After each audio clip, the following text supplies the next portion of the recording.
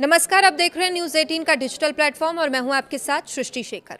नेपाल की राजधानी काठमांडू एक बार फिर से उबाल पर है। शहर की सड़कों पर हजारों युवा सरकार के खिलाफ नारे लगा रहे हैं।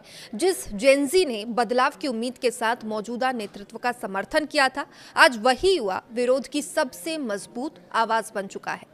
आखिर ऐसा क्या हुआ कि विकास के नाम पर शुरू हुआ एक अभियान अब बड़े राजनीतिक और सामाजिक विवाद में बदल गया है?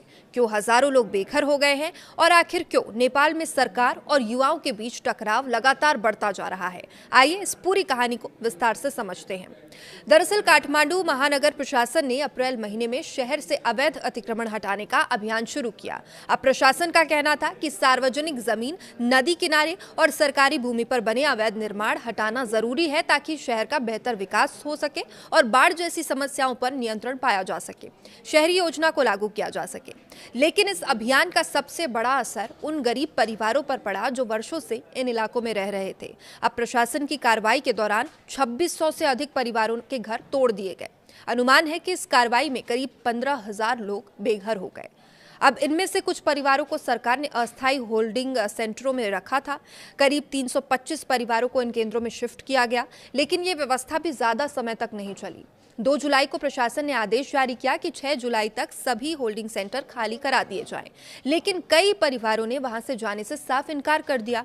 उनका कहना यह था कि अगर यहां से भी निकाला गया तो उनके पास रहने के लिए कोई जगह नहीं बचेगी और यहीं से हालात और ज्यादा गंभीर होने लगे।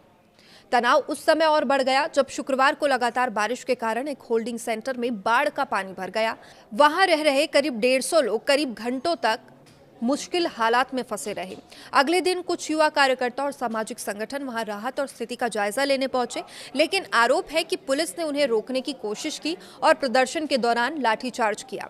इस कार्रवाई में एक युवा कार्यकर्ता गंभीर रूप से घायल हो गया। उसका चेहरा बुरी तरह जख्मी हो गया और तस्वीरें सोशल मीडिया पर तेजी से वायरल हुई। अब यही तस्वीरें देखते ही पूरे नेपाल में गुस्से की आग भड़क उठी। अब विरोध केवल बेदखली तक सीमित नहीं रहा, बल्कि पुलिस की कार्रवाई, मानवाधिकार और सरकार के रवैये पर भी सवाल उठने लगे। तो सबसे दिलचस्प बात यह है कि विरोध करने वालों में बड़ी संख्या युवाओं की है। इन्हीं युवाओं ने हाल ही के वर्षों में बदलाव की राजनीति का समर्थन किया था। वे पारंपरिक राजनीति से अलग नई सोच, पारदर्शिता और बेहतर प्रशासन की उम्मीद कर रहे थे, लेकिन अब उनका आरोप है कि विकास के नाम पर गरीबों को उनके घरों से बेदखल किया जा रहा है। प्रदर्शन कर रहे युवाओं का कहना है कि अगर किसी इलाके को खाली कराना जरूरी भी था तो पहले पुनर्वास की स्थायी व्यवस्था की जानी चाहिए थी। बिना वैकल्पिक आवाज दिए लोगों को सड़क पर छोड़ देना किसी भी लोकतांत्रिक व्यवस्था में उचित नहीं माना जा सकता। हालात तब और संवेदनशील हो गए जब इसी महीने 25 वर्षीय प्रदर्शनकारी गणेश नेपाली की मौत की खबरें सामने आई। अब रिपोर्ट्स के मुताबिक उन्होंने कथित तौर पर पुलिस द्वारा उनकी मोटरसाइकिल पर व्हील लॉक लगाए जाने के बाद आत्मदाह कर लिया। हालांकि इस घटना के कारणों और परिस्थितियों को लेकर अलग अलग दावे भी सामने आए, लेकिन इस घटना ने सरकार के खिलाफ नाराजगी को और बढ़ा दिया। इसके अलावा कई छात्र नेताओं, सामाजिक कार्यकर्ताओं और पत्रकारों की गिरफ्तारी की खबरें भी सामने आई। राजधानी काठमांडू के अलावा कोशी प्रांत में भी दर्जनों लोगों को हिरासत में लिया गया। इन गिरफ्तारियों की विपक्षी नेताओं ने भी आलोचना की और सरकार से संयम बरतने की मांग की। सरकार और महानगर प्रशासन का कहना है कि अतिक्रमण हटाना कानून के अनुसार किया जा रहा है और प्रशासन का तर्क यह है कि सार्वजनिक जमीन पर अवैध कब्जे लंबे समय से शहर की सबसे बड़ी समस्या में शामिल रहे हैं। वहीं अधिकारियों का कहना है कि अगर ऐसे निर्माण नहीं हटाए जाएंगे तो फिर भविष्य में बाढ़, ट्रैफिक और शहरी विकास की जो समस्याएं हैं वो और ज्यादा गंभीर हो जाएंगी। सरकार ये भी कह रही है कि प्रभावित परिवारों के लिए अस्थायी व्यवस्था की गई थी और आगे भी समाधान तलाशने की कोशिश जारी है, लेकिन आलोचकों का ये कहना है कि केवल अस्थायी आश्रय देना पर्याप्त नहीं था। जब तक स्थायी पुनर्वास की व्यवस्था नहीं हो जाती तब तक इस तरह की कार्रवाई गरीब परिवारों के लिए बड़ी अमानवीय समस्या बनी रहेगी। और बता दें कि नेपाल में ये विरोध केवल मकानों की बेदखली का मुद्दा नहीं रह गया है। अब सरकार की जवाबदेही, मानवाधिकार, शहरी विकास और सामाजिक न्याय जैसे बड़े सवालों से जुड़ चुका है। युवाओं का कहना है कि विकास जरूरी है, लेकिन विकास ऐसा होना चाहिए जिसमें गरीबों के अधिकारों, सम्मान की रक्षा भी हो।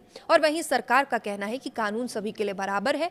सार्वजनिक जमीन को खाली कराना प्रशासन की जिम्मेदारी है। यानी एक तरफ कानून और विकास का तर्क है तो दूसरी तरफ मानवीय संवेदनाएं हैं और पुनर्वास का सवाल है। और यही वजह है कि विवाद लगातार गहराता भी जा रहा है। फिलहाल काठमांडू में माहौल बेहद तनावपूर्ण बना हुआ है। एक ओर सरकार अपने फैसले पर कायम नजर आ रही है, तो वहीं दूसरी ओर हजारों प्रभावित परिवार और बड़ी संख्या में युवा सड़कों पर उतर चुके हैं। आने वाले दिनों में सरकार इस संकट का समाधान बातचीत से निकालती है या फिर टकराव और बढ़ता है, इस पर पूरे नेपाल की नजर बनी हुई है। लेकिन एक बात साफ है कि किसी भी शहर का विकास तभी सफल माना जाता है जब उसमें आधुनिक बुनियादी ढांचे के साथ साथ आम नागरिकों, खास करके गरीब और कमजोर वर्गों के अधिकारों की भी रक्षा हो। अब देखना होगा नेपाल सरकार इस चुनौती का सामना किस तरह से करती है और क्या बेघर हुए हजारों परिवारों को स्थायी राहत मिल पाती है। आप इस पूरे मामले को किस नजरिए से देखते हैं? क्या विकास के लिए इस तरह की कार्रवाई जरूरी है या पहले प्रभावित लोगों के पुनर्वास की व्यवस्था होनी चाहिए? अपनी राय कमेंट में जरूर बताइएगा। नमस्कार।